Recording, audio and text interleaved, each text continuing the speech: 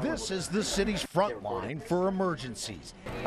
Here, highly trained 911 operators field critical calls. People are calling us in their worst possible moment, in their critical time of need. And dispatchers deliver life-saving crews nearly every day. You need to process that phone call and that information fast. But Columbus Police, which has tried to hire more communication techs but couldn't in tight city budgets, says it has been dealing with a shortage of workers here for years. It's fair to say you don't have enough people to do this. Yes, sir, that's correct. The lack of 911 operators and dispatchers here has actually led to mandatory overtime. Each member of the Bureau is required to work 12 hours of overtime per week. But many volunteer for much more than that. All that overtime equals an enormous bill. NBC4 obtained the official salary database for City of Columbus employees. I crunched the numbers. Last year, the OT bill for the city's 92 911 operators, dispatchers, and supervisors added up to $1.6 million.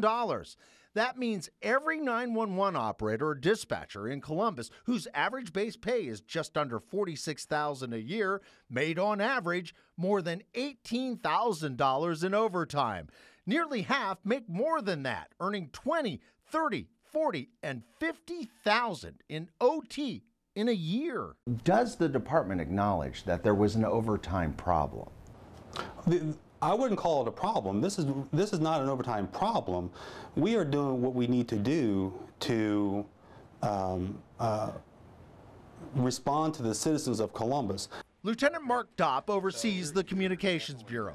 All that OT, he says, is not optional. It's budgeted, he says, to make sure to fill the seats and answer those emergency calls. This would never happen in a business. It just wouldn't happen. We're not talking about dollars and cents here. We're talking about lives. But one of the lieutenant's communication techs takes the top prize in overtime, not only in the Bureau, but for the entire city of Columbus. Last year, that veteran operator and dispatcher, who has a base annual salary of $54,000, made an extra $100,000 in overtime. With some other pay, she took home more than $158,000. That's just $14,000 less than the mayor's salary. $100,000 in overtime is a lot. Of course, it's a lot of money.